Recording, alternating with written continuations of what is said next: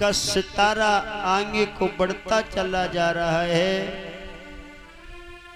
भोजराज कंस का सितारा मंद होता चला जा रहा है।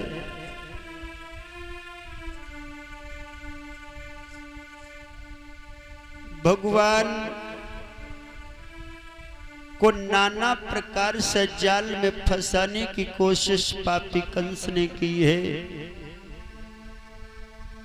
लेकिन भगवान उसके शिकंजों से निकल गया है। राजू भैया,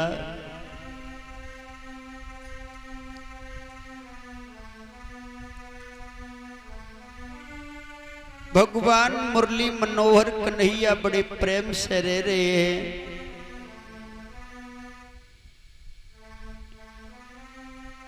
इधर बताया है भोजराज कंस के पास में देव ऋषि नारद का जाना हुआ। देव ऋषि नारद कंस की हालात को निहार करके कंस से बोले ही, कंस क्या हो गया भैया? हम जब कभी भी तुम्हारे दरबार में आया करता था तब ये तुम्हारा चेहरा हरा भरा पुष्प की तरह नजर दिखाई देता था,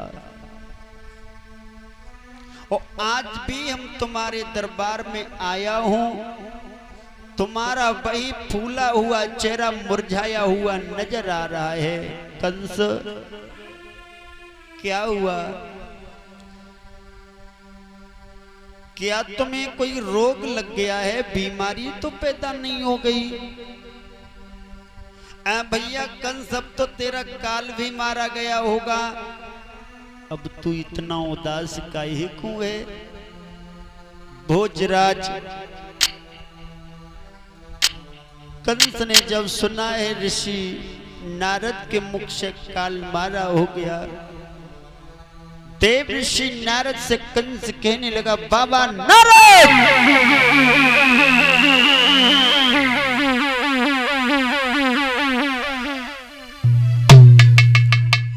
तो कह रहे हो काल मारा गया होगा,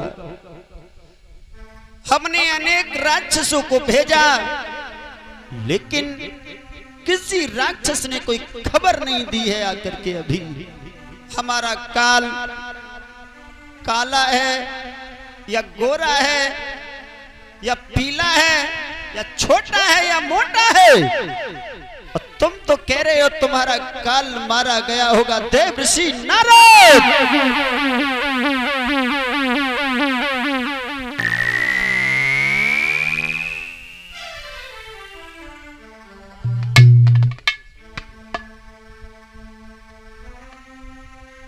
श्री सुखदेव जी समझा रहे हैं महाराज परीक्षित। तो देव ऋषि नारद कहने लगे हैं, कंस काल तुम्हारा मारा नहीं गया? भोजराज कंस कहने लगा है, बाबा नारद काल का पता भी नहीं लग पा रहा है, वो है कैसा? तो देव ऋषि नारद ने बताया है, सुनो कंस, हम तुम्हें एक अकल बता रहा हूं, जो सांप भी मर जाए लाठी भी टूटे ना। क्या? कौन सी अकल है? कौन सी अकल है बाबा नारद? देव ऋषि नारद कहने लगे हैं, सुनो कंस, अपने यहाँ एक लड़की का स्वयंवर करवाओ, इसमें धनुष यज्ञ भी रच दो, उन ब्रजवासियों को बुलवाओ, कृष्ण और बलराम के लिए तुम खत भेज दो और पत्र में लिख दो, कृष्ण और बलराम अगर मथुरा में इस यज्ञ में शामिल नहीं हुए तो मैं सुबह ही होते होते सब यदुवंशियों को मथुरा की जेल खानों में डलवा दूंगा। देखो कंस, कृष्ण और बलराम इस तरीका से आ जाएंगे, उन्हें पकड़वा करके मथुरा की जेल खानों में डलवा देना और आराम से मनमानी करना, फिर तो तुम्हारे शिकंजा में हो जाएंगे। ये बात देव ऋषि नारद की अच्छी लगी।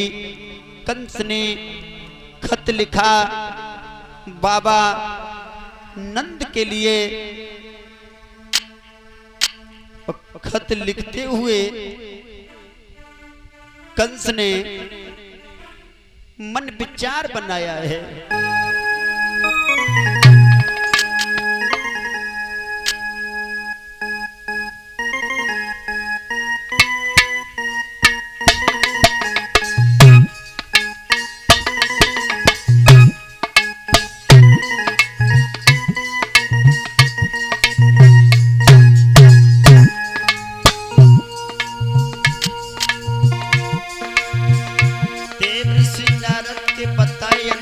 भोजराज कंस लिख रहा है, देवा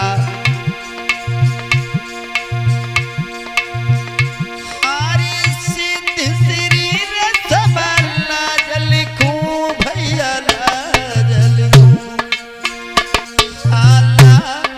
लिखूं उपमा प्रयोगी बने रे क्यों ना रहियो।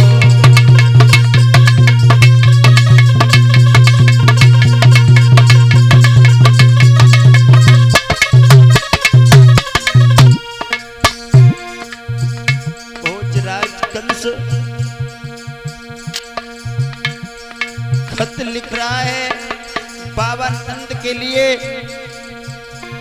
सुबह सुबह अगर कृष्ण और बलराम को लेकर के तुम नहीं आए तो सभी यदुवंशियों को मथुरा की जेल खानों में डलवा दूंगा। हरि सिद्ध श्री सबला लिखूं सबला लिखूं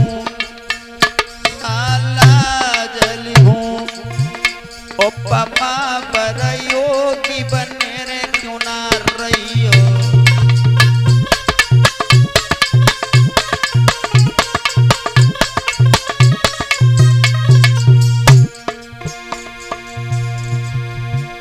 अरे मथुरा मेरी मिया गिरजो बाबा या गिरजो आया गिरजो जा भोर हो तक आए क्यों ना जइयो।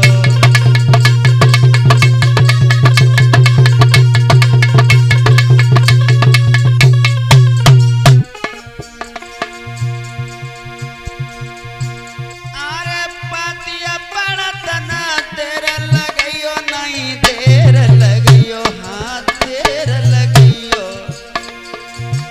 यसिया कि में आई समझ ले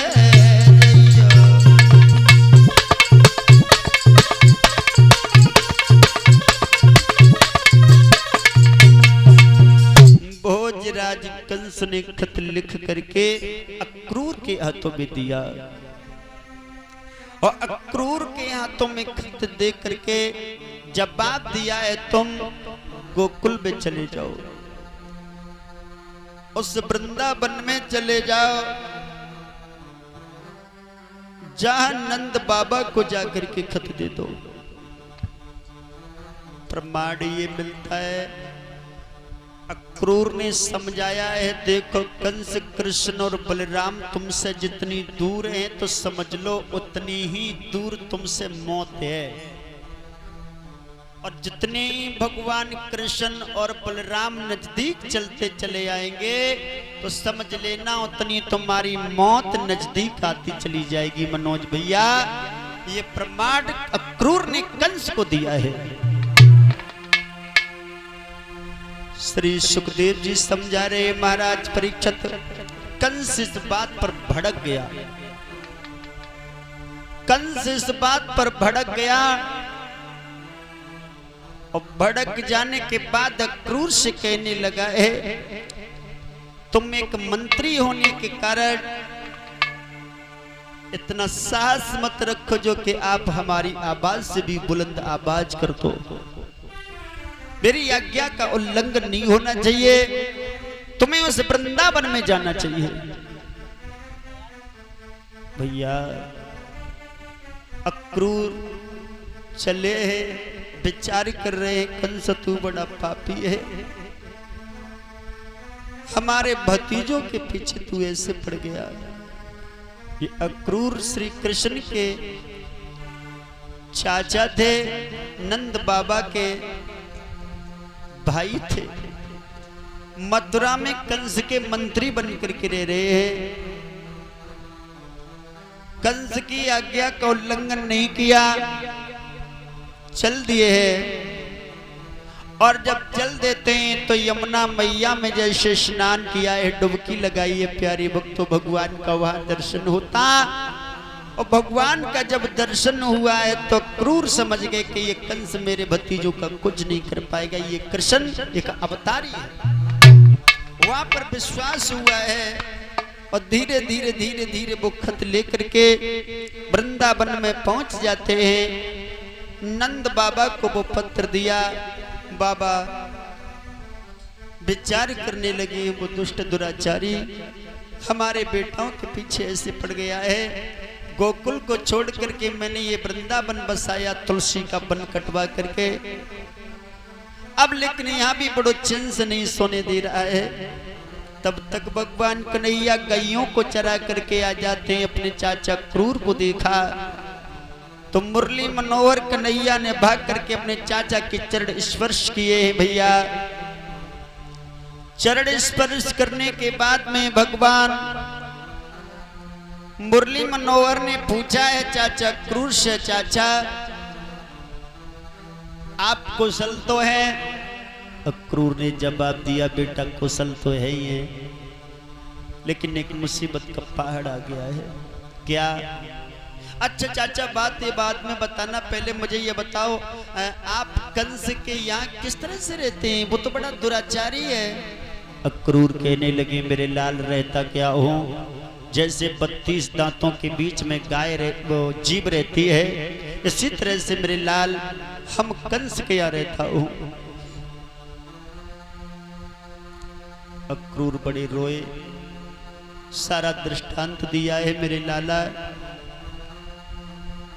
एक खत भेजा है, तुम्हें मथुरा में चलना है, कंस ने बुलाया है। भगवान कन्हैया कहने लगे, चाचा चिंता न करो, सुबह होगा मैं चलूंगा, आप विश्राम करो। अक्रूर ने बड़े प्यार से भोजन किया और भोजन करने के बाद विश्राम किया है। और सवेरा होता है उस वृंदावन में, क्या हाल हुआ, आइए सभी मिलकर के 2 लाइन का कीर्तन बोलेंगे, फिर आगे भगवान की कथा में।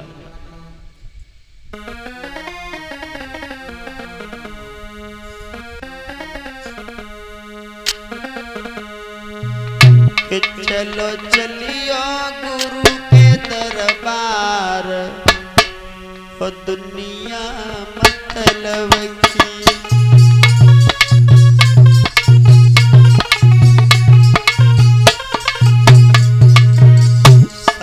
तालियों के साथ साथ बोलेंगे, मौन नहीं बैठेंगे, क्योंकि आप लोग ऐसे बैठ जाते जैसे कोई उदासी सी छाई हुई है। और तुम्हें पता है उदास तो वही रहते हैं जिन्हें कोई गम लगा होता है, उदास तो वही रहते हैं जिन्हें कोई गम लगा होता है। अरे मेरे मोहन के भजनों में तालियां तो वही बजाते हैं जिनके हाथों में थोड़ा सा भी दम होता है। ऊपर हाथ करके श्री राधे, क्या बात है भैया, मिल्क वाले हो। चलो चलियो प्रभु के दरबार, दुनिया मतलब की। चलो चलियो हरि के दरबार, दुनिया मतलब की।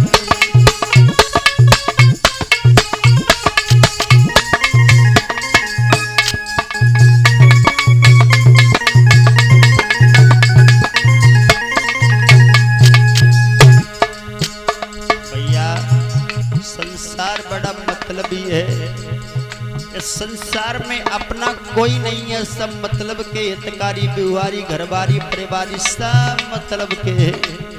और यहाँ तुम्हारा कोई साथ निभाने वाला नहीं है भैया। भाई बंदे और कुटुंब कबीला, भाई बंदे, हाँ भाई बंदे तेरो कुटुंब कबीला, भाई बंदे तेरो सब मतलब के जे पीरा सब मतलब के दिनेश अस छोड़ो ये संसार दुनिया मतलब की ये चलो चलियो प्रभु के दरबार दुनिया मतलब की।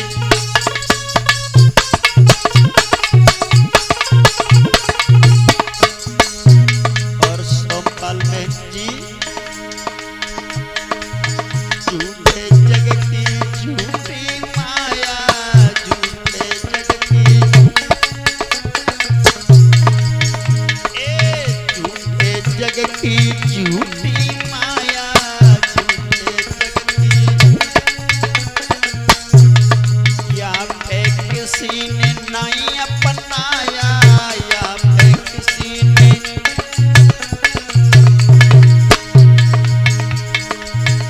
सब मतलब के त्योहार दुनिया मतलब की चलो चलियो प्रभु के दरबार दुनिया मतलब की।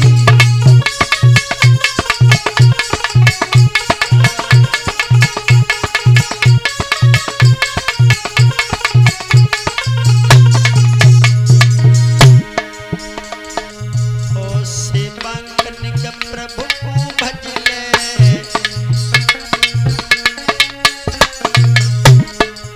ओ राजू ने का प्रभु को भज ले ए मनमोहन से ध्यान लगाए ले मनमोहन से ध्यान लगाए ले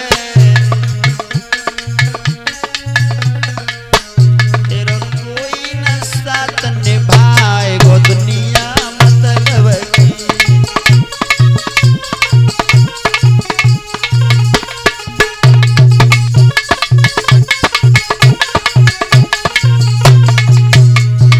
हाँ चलो